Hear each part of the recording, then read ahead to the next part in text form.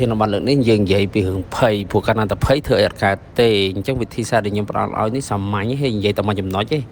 ហើយទៅខ្ញុំគិតថាមានប្រសិទ្ធភាពឲ្យលឿនទៀតបើសិនអ្នកនឹងយកទៅប្រើប្រាស់ព្រោះយើងដឹងថាពេលខ្លះមុននឹងឡើង presentation ឬក៏ទៅជួបមនុស្សដែលមានឋានៈធំជាងយើងឬក៏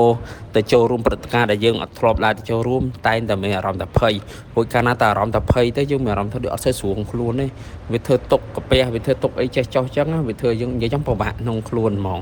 ចឹងសួរថាតើយើងត្រូវដោះស្រាយយ៉ាងណាដើម្បីយើងអាចថាជំនះលើការភ័យនឹងចុះវិធីសាស្ត្រដែលមានប្រសិទ្ធភាពលឿនដែលខ្ញុំចំណាំទៅយកទៅប្រើដែរណាមានវិធីច្រើនប៉ុន្តែថ្ងៃនេះខ្ញុំនិយាយតែមួយទេកុំឲ្យអ្នកនរនេះពិបាកចាំអ្នកនេះអាចយកវិធីនេះយកទៅប្រើទៅដើម្បីដោះតលបានលឿនបំផុតណាគឺវិធីតាមរយៈបង្កើតជាសំណួរសួរខ្លួនឯងបង្កើតជាសំណួរសួរខ្លួនឯងថាភ័យដោយសារអីសំណួរទី1ដែលយើងសួរខ្លួនឯងណាចំខ្លួនឯងភ័យដោយសារអីគេណោះរកឲ្យឃើញអ្វីដែលនាំឲ្យភ័យបើមកថាយើងភ័យដោយសារតែស្អែកប្រឡងចឹងគ្រាន់តែស្អែកប្រឡងហេតុអីបានភ័យចំណុចកន្លែងណាដែលនាំឲ្យភ័យយើងចាប់ផ្ដើមស្វែងរកចំណុចដែលនាំឲ្យយើងភ័យស្វែងរកអូចូលមណ្ឌលប្រឡងភ័យហាគ្រាន់តែចូលមណ្ឌលប្រឡងហេតុអីត្រូវភ័យយើងគិតទៅអូមកចេញវិញ្ញាសាប្រឡងបានភ័យហួយបើចេញវិញ្ញាសាប្រឡងហេតុអីបានភ័យយើងចេះសាកតាមទៀតណាហួយចេញលំហាត់ដែលយើងអត់ចេះគ្រាន់តែចេញលំហាត់អត់ចេះហេតុអីបានត្រូវភ័យខ្លាចប្រឡងធ្លាក់ហួយគ្រាន់តែអត់ចេះធ្វើអត់ខែខ្លាចប្រឡងធ្លាក់មិនបានភ័យបើសិនជាចង់និយាយថាតើមិនចេះធ្វើមិនកាត់ធ្លាក់អីមានអីត្រូវភ័យហ៎បើសិនជាចេញវិញ្ញាសាចេះធ្វើកាត់អាហ្នឹងក៏ធ្វើកាត់អត់មានធ្លាក់ក៏អត់មានភ័យហួយគ្រាន់តែប្រឡងធ្លាក់មិនបានត្រូវភ័យហួយបើយើងធ្វើអត់ចេះវានៅតែអត់ចេះនឹងវានៅតែជាការពិតបើន័យថាការពិតនៅតែការពិតដដែលនឹងយើងភ័យក៏អត់បានអីដែរអញ្ចឹងហេតុអីបានយើងត្រូវភ័យដល់ពេលយើងតាមដល់ចំណុចចុងក្រោយមែនតើទៅធ្វើឲ្យចិត្តរបស់យើងនឹងវាចាប់ដើមទទួលស្គាល់អ្វីដែលជាព្រឹត្តិការណ៍នៃការពិតហ្នឹងធ្វើឲ្យវាបាត់ភ័យព្រោះជាទូទៅមនុស្សយើងមានចំណុចមួយថាភ័យគឺយើងតែងតែភ័យទៅលើអ្វីដែលយើងអត់យល់អ្វីដែលយើងអត់ស្គាល់អ្វីដែលយើងអត់ស្មអាហ្នឹងណាចឹងកាលណាតែយើងស្វែងរកវាពិតប្រកបរកឬគល់មែនតើរត់ឃើញហ្មងព្រោះភ័យវាខាចេញពីចិត្តអញ្ចឹងយើងរកវាអត់ឃើញទេវាមិនមែនមកព្រឹត្តិការណ៍គឺចិត្តយើងទេជាអ្នកភ័យអញ្ចឹងយើងតាមទៅរ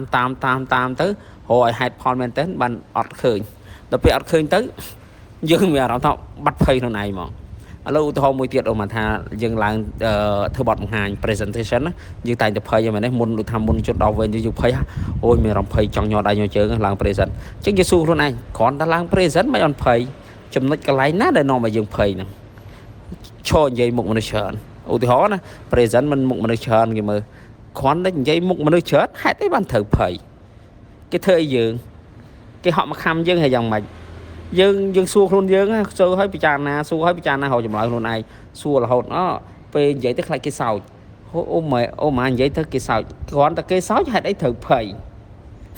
សួរខ្លួនឯងអញ្ចឹងណាសួរទៅរកមើលថាមិនបានត្រូវភ័យសួរយូរទៅយើងឡើងភ័យហ្មងឡើងភ័យខ្លួនឯងហ្មងថាមិនដឹងហេតុអីត្រូវភ័យវារកហេតុផលភ័យវាអត់ឃើញណាអញ្ចឹងយើងនឹងបាត់ភ័យឥឡូវធំមួយចំណុចទៀតយើងទៅជួបអ្នកធំជាងយើងអីចឹងណាឬក៏ចាស់ទុំជាងយើងអីចឹងទៅយើងមានអារម្មណ៍ភ័យអញ្ចឹងយើងសួរខ្លួនឯងទៀតគ្រាន់តែជួបពូអ៊ំហ្នឹងឬក៏លោកម្នាក់ហ្នឹងហេតុអីបានត្រូវភ័យជួបគាត់អ្នកធំគាត់ជាអ្នកធំជារឿងរបស់គាត់ទេហួយហេតុអីបានយើងត្រូវភ័យគាត់អ្នកធំមកអញ្ចឹងយើងចេះសួរអញ្ចឹងថាខ្លាចយើងនិយាយទៅខុសចេះចុះយើងនិយាយខុសយើងសុំទោសគាត់ទៅព្រោះជាអចេតនារបស់យើងអញ្ចឹងរឿងអីយើងត្រូវភ័យមានមូលហេតុអីដែលយើងត្រូវភ័យហ្នឹងហើយដល់ពេលយើងសួរហេតុផលដែលនាំយើងឲ្យភ័យសួរយូរទៅយើងរកវាអត់ឃើញដល់ពេលរកអត់ឃើញពីបុព្វហេតុដែលនាំឲ្យភ័យទៅយើងលែងភ័យខ្លួនឯងហ្មងអាហ្នឹងអញ្ចឹងអ្នកនរគ្នាអាចសាកល្បងមើលបើមិនជឿទៅកន្លែងនិយាយចំឲ្យតែខ្លួនឯងមានអារម្មណ៍ថាភ័យរឿងអីមួយចាប់ផ្ដើមសួរហេតុផលដែលនាំឲ្យភ័យហ្នឹងសួរដល់គល់មែនតើទៅអភ័យហ្នឹងគឺវាទៅឯងហ្មងបានន័យថាវាមិនមែនជាការពិតដូចវាជារបស់ឬក៏ជាស្អីមួយដែលលាក់ខ្លួនណាដែលខុសពីការពិតណាវាមិនមែនជាការពិតទេអញ្ចឹងដល់ពេលយើងរកវាពិតប្រកបទៅរកឃើញទេដល់ពេលរកឃើញមែនតើទៅបានថាអូមែនទេអញ្ចឹងវាលែងភ័យខ្លួនឯងមកចិត្តនៃយើងគឺអញ្ចឹងអានឹងវិធីសាស្ត្រដែលធ្វើទៅមានប្រសិទ្ធភាពមានវិធីសាស្ត្រផ្សេងទៀតគឺគេហៅថាការ observe mind ការតាម សង្កេតចិត្តរបស់ខ្លួនឯងណាបាទហ្នឹងក៏មានប្រសិទ្ធភាពដែរប៉ុន្តែឥឡូវខ្ញុំអត់និយាយមធ្យោបាយហ្នឹងខ្ញុំនិយាយពីមធ្យោបាយមួយនេះតែមួយបានហើយដែលអ្នកនរគ្នាអាចយកទៅប្រើប្រាស់ហើយមានប្រសិទ្ធភាពឲ្យលឿនទៀតអត់យូរយ៉ាងច្រើនថា1នាទី2នាទីហ្នឹងគឺឃើញលទ្ធផលហ្មងបាទអញ្ចឹងខ្ញុំគិតថាគំនិតយោបល់អ្នកនរគ្នាអាចយកទៅប្រើប្រាស់បង្កើតជាប្រយោជន៍ដល់ខ្លួនឯងហើយក៏អាចជួយផ្សព្វផ្សាយបន្តទៅដល់មិត្តភ័ក្តិបងប្អូនកូនក្មួយអីដែលមើលទៅគាត់មានបញ្ហារឿងឆាប់ភ័យឆាប់អីហ្នឹងណាឲ្យគាត់អាចយកវិធីហ្នឹងយកទៅអនុវត្តបានបាទសូមអរគុណ